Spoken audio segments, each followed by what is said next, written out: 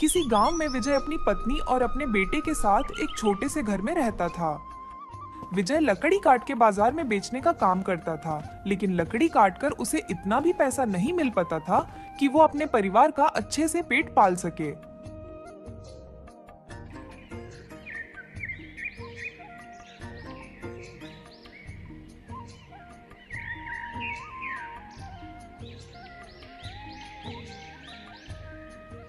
एक दिन विजय लकड़ियां काटकर उसे बेचने के लिए बैठा हुआ था, लेकिन सुबह से उसकी एक भी लकड़ी नहीं बिकी थी। हे भगवान, आज तो एक भी लकड़ी नहीं बिकी। घर में तो कुछ राशन भी नहीं है। आज अगर खाली हाथ घर गया तो सीमा और सोनू क्या खाएंगे। तभी विजय के पास एक आदमी आता है। अरे भाई, ये लकड़ी कैसे दे रहे हो? 20 रुपए की साहब। ठीक है, मुझे ये सारी लकड़ी दे दो। आज घर पर मेहमान आए हैं तो दिन भर चूल्हा जलेगा। वो आदमी विजय से लकड़ियां लेकर और 20 रुपए उसे देकर वहां से चला जाता है। लकड़ियां बिक जाने के बाद विजय घर को लौट रहा था। तभी रास्ते में उसे एक कचौरी वाला दिखाई देता है। उसने कुछ दिन पहले ही कचौरी का ठेला लगाया था और उसके ठेले पर भीड़ लगी हुई थी। उसकी दुकान पर इतनी भीड़ देखकर विजय के भी दिमाग में ठेला लगाने का विचार आया और वो सोचने लगा, ये कचौरी वाला तो दिन भर में कम से कम 2 से 3 हजार तो कमाता ही होगा।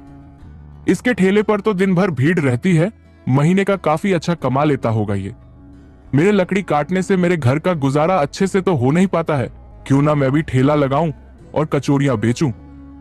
कचौरी वाले के ठेले पर इतना भीड़ देखकर विजय भी ठेला लगाने का निर्णय लेता है और वह घर जाकर अपनी पत्नी सीमा से इस बारे में बात करता है।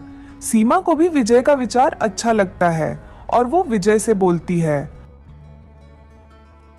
अजी ये तो आपने बहुत अच्छा सोचा है। लकड़ी काटकर हमारा पेट तो भर जाता है, लेकिन जीने के लिए इतना काफी नहीं है। सोनू की आगे की पढ़ाई भी तो करानी है। मेरी माँ ने शादी से पहले मुझे छोले कचौरी बनाना सिखाया था। मैं आपको रोज सुबह सुबह ढेर सारे छोले कचौरी बनाकर दे दूंगी। आप बाजार में जाकर उन्हें अच्छे दामों पर बेच आना। लेकिन सीमा, अगर हमारी कचौरी नहीं बिकी तो? अजी आप चिंता मत कीजिए, मैं बहुत स्वादिष्ट छोले कचौरी बनाती थी अपने मायके में। बस देखते जाओ और बाजार से सामान लेते आओ। लेकिन सीमा, कुछ भी शुरू करने के लिए हमें पैसे की जरूरत होगी, वो हम कहां से लाएंगे? अजी आप इतनी चिंता क्यों करते हैं? जब तक हमारे पास पैसे नहीं हैं, जमींदार साहब से कुछ उधार ले लो आप। उनसे कहना कि जैसे ही हमारा व्यापार अच्छा चलने लगेगा, हम उनके पैसे वापस लौटा देंगे। ठीक है सीमा, तुम्हें मुझे सामान की लिस्ट दे दो, मैं अभी बाजार से सब लेकर आता हूँ। पहले तुम छोले कचौरी बना देना और मैं कल से ही बाजार में उन्हें बेचना शुरू कर दूंगा। सीमा सारे सामान की लिस्ट बनाकर विजय को देती है और विजय जमींदार से कुछ पैसे उधार लेकर सारा सामान और एक ठेला किराए पर ले आता है।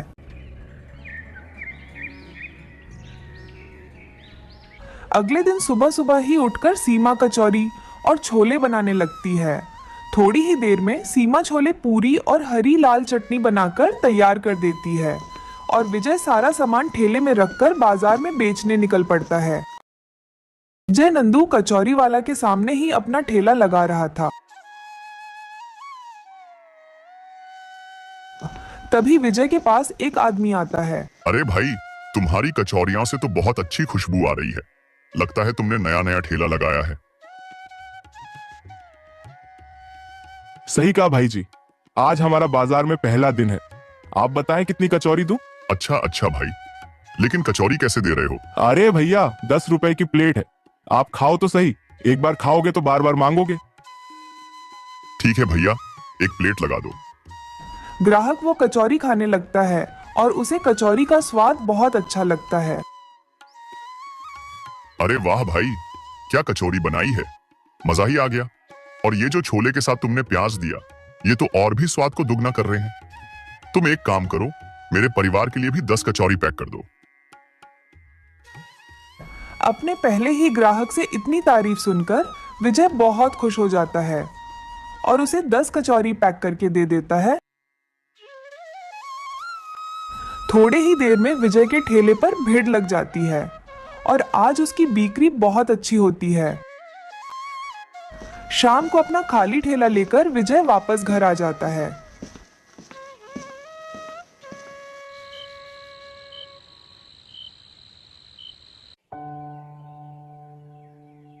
अरे सीमा, हमारे छोले कचौरी सबको बहुत पसंद है। आज तो बहुत अच्छी बिक्री हुई है। अजी, ये तो बहुत अच्छी बात है। कल से मैं आपको और ज्यादा छोले कचौरी बनाकर दूंगी। हाँ सीमा, लेकिन इतना काफी नहीं होगा। एक काम करो, कल से तुम्हें भी ठेले पर चलना होगा। मुझसे तो अकेले इतने ग्राहक संभलते ही नहीं। ठीक है जी, कल से मैं भी आपके साथ चलूंगी। अगली सुबह दोनों जल्दी जल्दी अपना ठेला बाजार में लगा लेते हैं। धीरे धीरे बहुत सारे ग्राहक आते हैं। कोई 2 कचौरी मांगता है तो कोई 4। लेकिन नंदू उसकी तरक्की देखकर बिल्कुल भी खुश नहीं था, क्योंकि उसकी बिक्री अब उतनी नहीं हो पाती थी। 1-2 ग्राहक ही उसके ठेले पर आते थे। अगर विजय का ठेला ऐसे ही चलता रहा तो वह दिन दूर नहीं जब मैं सड़क पर आ जाऊंगा। मुझे जल्दी से जल्दी इस विजय के बच्चे का कुछ करना पड़ेगा। धीरे धीरे विजय के कचौरी की चर्चा दूसरे गांव में भी होने लगती है। लोग दूर दूर से विजय के ठेले पर छोले कचौरी खाने आते थे। क्या सीमा, इतने दिनों में हमने काफी अच्छी कमाई कर ली है। कितने पैसे तो हमने जमा कर ही लिए हैं कि जमींदार साहब का कर्ज चुका सके। ये कुछ पैसे हैं जो मैं जमींदार साहब को लौटाने जा रहा हूँ। हाँ जी, ठीक है, आप जाओ, तब तक मैं खाना बनाकर रखती हूँ। फिर विजय जमींदार को पैसे देने चला जाता है।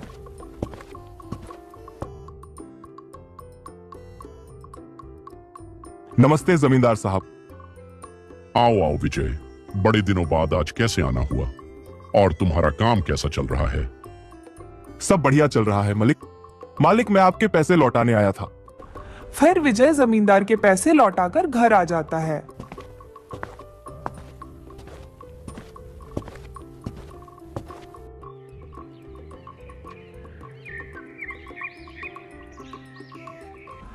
एक दिन सीमा की तबीयत बहुत खराब हो जाती है, इसलिए विजय को अकेला ही ठेला लेकर बाजार में जाना पड़ता है। वहीं दूसरी तरफ नंदू भी अपने ठेले पर कचौरियां बना रहा था।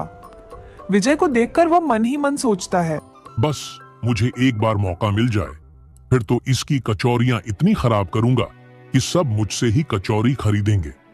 इसके ठेले पर तो कोई जाएगा ही नहीं। एक बार ये खराब मसाले उसके कचौरी में मिला दूं तो उसकी सारी कचौरी खराब हो जाएगी। हे भगवान, बस एक बार मौका दिला दे। विजय इन सब बातों से अनजान अपने ठेले पर खड़े होकर खस्ता कचौरी ताल रहा था, लेकिन तभी वह देखता है कि उसके ठेले पर प्याज नहीं था। अरे मैंने तो प्याज लाया ही नहीं। इसके बिना तो मेरे कचौरी का स्वाद ही फीका पड़ जाएगा। एक काम करता हूँ, घर जाकर प्याज ले आता हूँ, लेकिन मैं अपनी दुकान को ऐसा खुला छोड़कर नहीं जा सकता। थोड़ी देर सोचने के बाद विजय नंदू की दुकान पर जाता है।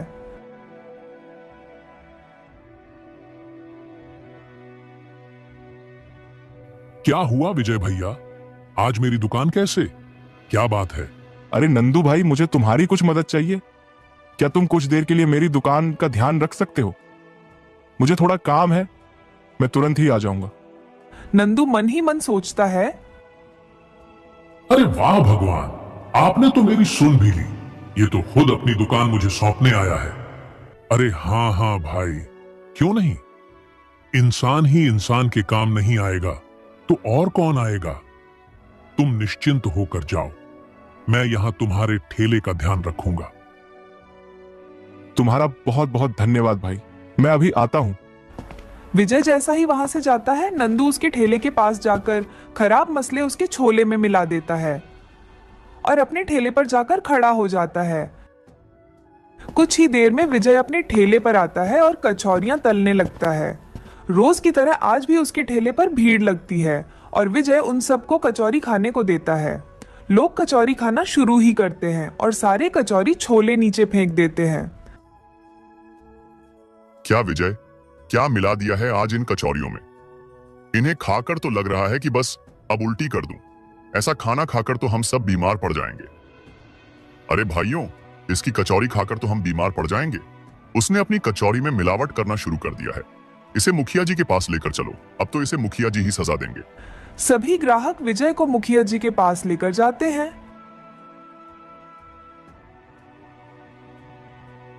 क्यों रे विजय, तुमने गांव वालों के जान के साथ खिलवाड़ क्यों किया? मुखिया जी, मैंने कोई मिलावट नहीं की है। मैं तो जैसे रोज बनाता हूं वैसे ही आज भी बनाई थी, पर पता नहीं लोग बीमार क्यों पड़ने लगे। तो क्या ये लोग झूठ बोल रहे हैं? क्या बीमारी का नाटक कर रहे हैं? मैं कुछ नहीं जानता विजय। तुम्हें एक दिन का समय दिया जा रहा है। अपनी बेगुनाही साबित करो, वरना तुम्हें गांव निकाला दे दिया जाएगा।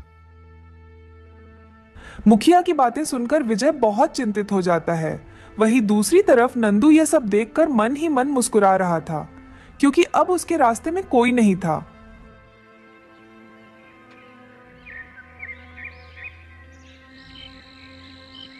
विजय घर जाकर सारी बात सीमा को बताता है। अजी, ऐसा कैसे हो सकता है? मैंने तो बिल्कुल सही मसाले डाले थे।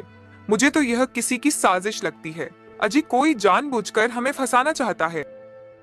लेकिन सीमा, ऐसा कौन कर सकता है? मैं तो किसी से दुश्मनी नहीं रखता। अजी, आप नहीं जलते, लेकिन आपको आगे बढ़ता देखकर लोग आपसे जलेंगे ही। अजी, अब हम क्या करेंगे?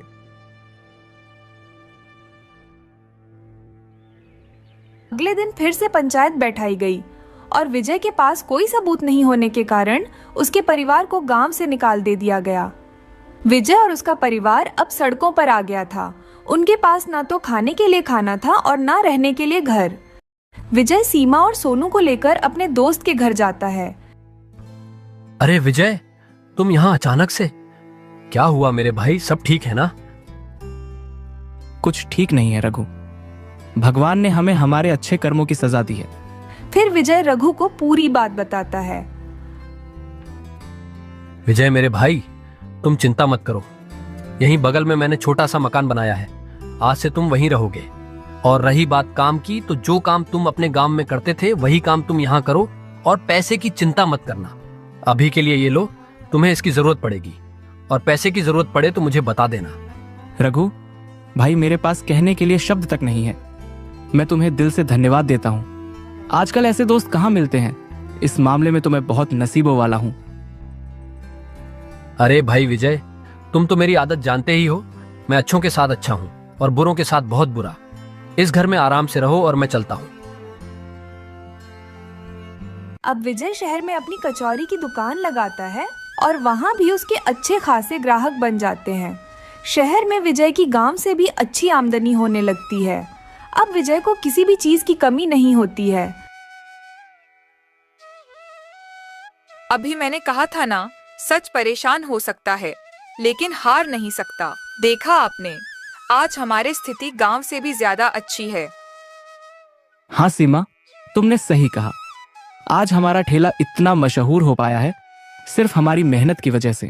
कंचनपुर नामक गांव में हरियाली और चहल पहल हमेशा बनी रहती। यह गांव सादगी और हरियाली से भरा हुआ था। उस गांव में मदन का एक गरीब परिवार रहता था। उसके परिवार में उसकी पत्नी लाली और एक 8 साल का बेटा था। मदन का अपना कोई खेतीबाड़ी नहीं थी, इसलिए वह दूसरों के खेतों में मेहनत मजदूरी करके अपने घर का गुजारा चलाता था। इतनी मेहनत के बाद भी मदन 2 वक्त की रोटी जुटाने में असमर्थ था। सर्दी की ठंडी रात और दिसंबर का आखिरी दिन चल रहा था। सभी लोग अपने घरों में बैठकर नए साल की तैयारी में लगे हुए थे। उनके घर में उस दिन खाने के लिए कुछ भी नहीं था। लाली, ऐसा क्यों है कि मेरे इतने मेहनत करने के बाद भी मैं अपने बेटे को एक अच्छी कपड़े भी लेकर नहीं दे सकता हूँ, और ना ही तुम दोनों को अच्छी जिंदगी दे पा रहा हूँ। मैं तो अपने घर में 2 वक्त की रोटी भी अच्छे से नहीं जुटा पा रहा हूँ। मैं क्या करूँ, मुझे कुछ समझ में नहीं आ रहा। ऐसा लगता है कि यह नया साल भी हमारा इसी तरह से गुजरेगा। अजी, आप ऐसी बातें क्यों कर रहे हो? हमारे पास जो भी है मैं उसमें बहुत खुश हूँ। और आप देखिएगा, इस नए साल में हमारे साथ कुछ ना कुछ जरूर अच्छा होगा। हमें भगवान पर भरोसा रखना चाहिए। ऊपर वाला सब देख रहा है। उनका बेटा भूख से परेशान था, मगर माता पिता की बातें सुनकर वह चुपचाप सोने की कोशिश कर रहा था। तभी उनके दरवाजे पर एक गरीब बुढ़िया आवाज देती है। इस समय इतनी ठंड में कौन हो सकता है? जब मदन दरवाजा खोलकर देखा है तब एक गरीब बुढ़िया उनके दरवाजे के पास खड़ी थी। बेटा, मैं इस गांव में भीख मांगने के लिए आई थी। मैं पास के गांव में रहती हूँ, मगर मुझे इस गांव में बहुत रात हो चुकी है और बहुत ज्यादा ठंड भी पड़ रही है। तो क्या तुम आज रात मुझे अपने घर में रहने दोगे? मदन गरीब बुढ़िया की बात सुनकर मन ही मन सोचने लगता है, मेरे पास तो इस टूटी झोपड़ी में मात्र एक ही कमरा है और मैं इस बूढ़ी अम्मा को कहाँ रखूं? कुछ देर सोचने के बाद मदन ने बूढ़ी अम्मा से कहा, अम्मा, मैं एक बहुत ही गरीब आदमी हूँ। मेरे पास इस टूटी हुई झोपड़ी में मात्र एक ही कमरा है और उस कमरे में मैं अपने पूरे परिवार के साथ रहता हूँ। अगर आपका मन हो तो आप हमारे साथ रात भर के लिए इस कमरे में रह सकती। हाँ बेटा, मुझे कोई दिक्कत नहीं है, बस मुझे रात भर के लिए आसरा चाहिए। जब घर के अंदर आई तो उसने अपने थैले को एक कोने में रख दिया और सोनू से कहा, अरे बेटा, तुम अभी तक जाग रहे हो? तुम्हें भूख लगी है ना? आओ देखो बेटा, मैं तुम्हारे लिए क्या लाई बेटा। बूढ़ी अम्मा ने अपनी थैले से थोड़े फल और अच्छे पकवान निकाले और सोनू को दे दिया। काफी रात हो चुकी थी। सभी लोगों ने बूढ़ी अम्मा के लाए खाने को खाया और अपने अपने स्थान पर सो चुके थे। अगले दिन जब मदन अपने बिस्तर से सोकर उठा तब उसने देखा कि बूढ़ी अम्मा अपने बिस्तर में नहीं है। उनका थैला वैसे ही एक कोने में पड़ा हुआ था। थैले में बहुत सारे पैसे थे। थैले को हाथ में लेकर मदन दौड़ते हुए बूढ़ी अम्मा को ढूंढने के लिए निकल जाता है। बूढ़ी अम्मा गांव के बाहर निकल चुकी थी और वह अपने रास्ते से जा रही थी।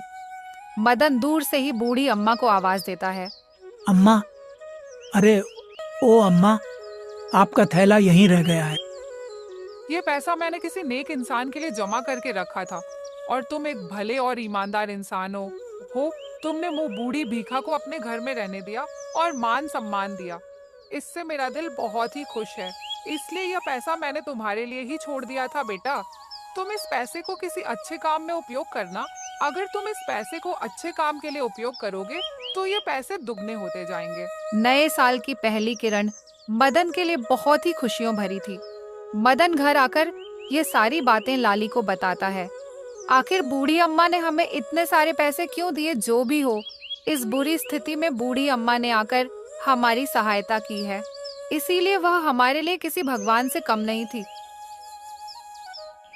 फिर मदन और लाली ने मिलकर यह फैसला किया कि इस पैसे से वह गांव में एक छोटी सी दुकान खोलेंगे, जिससे उनके घर में 2 वक्त का खाना आ सके और उनके बच्चों को अच्छी शिक्षा मिले। कुछ ही दिन बाद उन्होंने गांव के बाजार में एक छोटी सी राशन की दुकान खोली। धीरे धीरे मदन की राशन की दुकान अच्छी खासी चलने लगी। गांव वाले धीरे धीरे मदन की दुकान से ही राशन खरीदने लगे। ऐसा ही कुछ समय बीत जाता है और मदन की आमदनी बढ़ती गई। गांव वाले भी मदन की मेहनत और ईमानदारी से खुश थे और उसे बहुत पसंद करते थे। सब कुछ अच्छा चलता रहा और कई महीने बीत गए।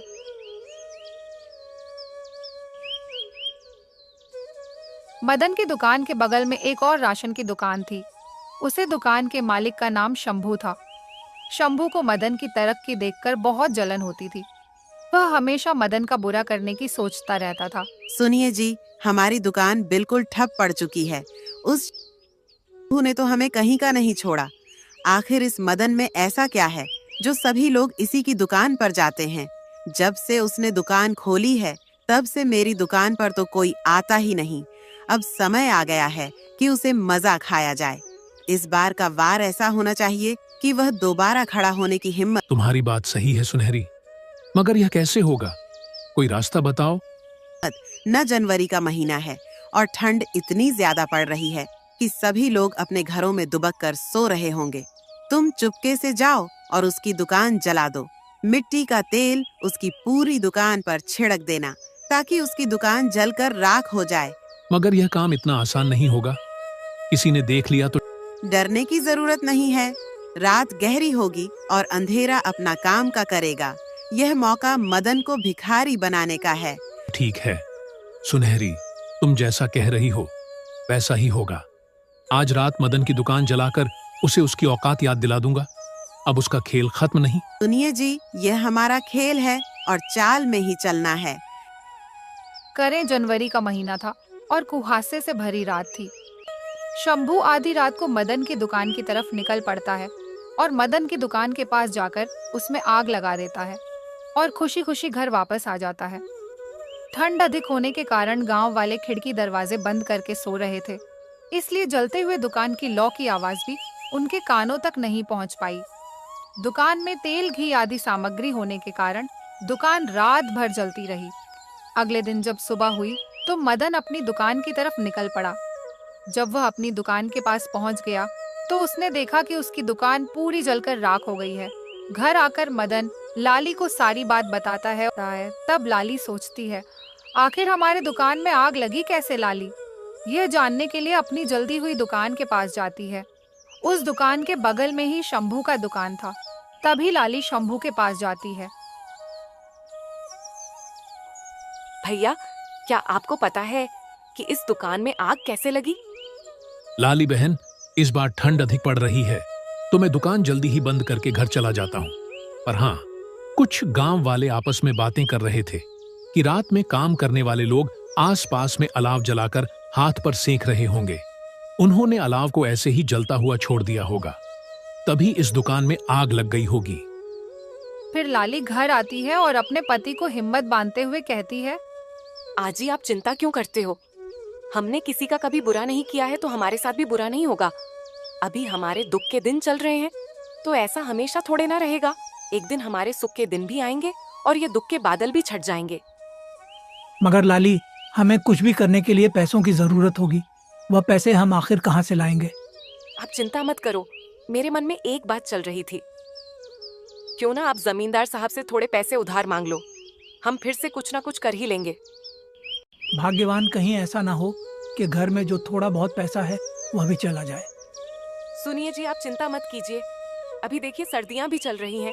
इन सर्दियों में हमारे तिल के लड्डू खूब बिकेंगे।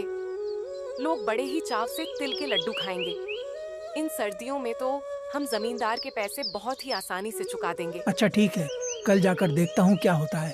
अभी तो शाम हो गई है। फिर वह सभी खाना खाकर सो जाते हैं। अगले दिन मदन जमींदार साहब के यहाँ पैसे मांगने चला जाता है। मदन जमींदार के घर पहुंच जाता है। जमींदार स्वभाव से बहुत ही कठोर और निर्दय था।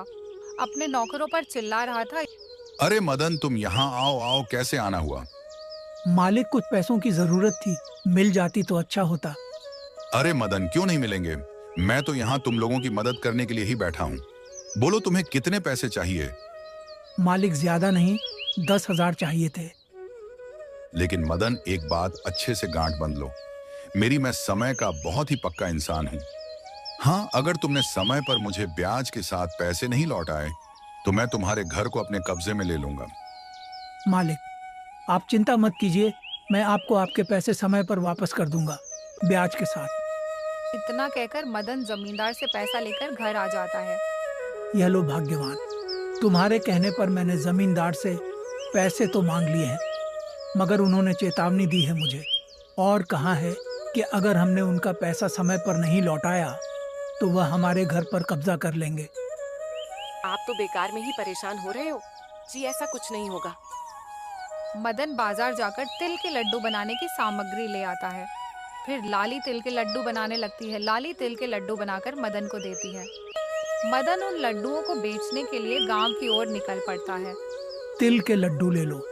तिल के लड्डू एक बार खाओगे तो बार बार मांगोगे।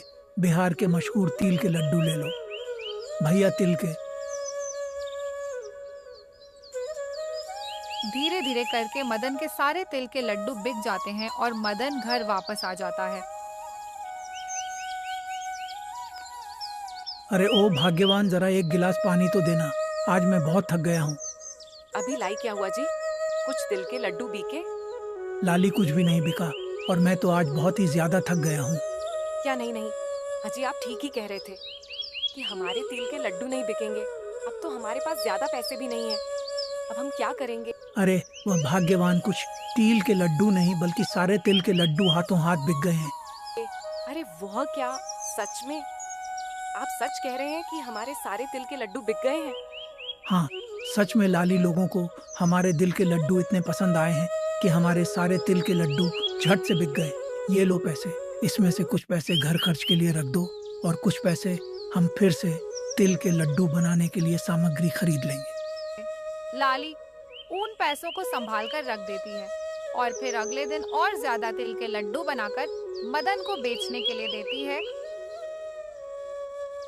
और मदन उन तिल के लड्डुओं को बेचने के लिए पास के गांव में निकल जाता है।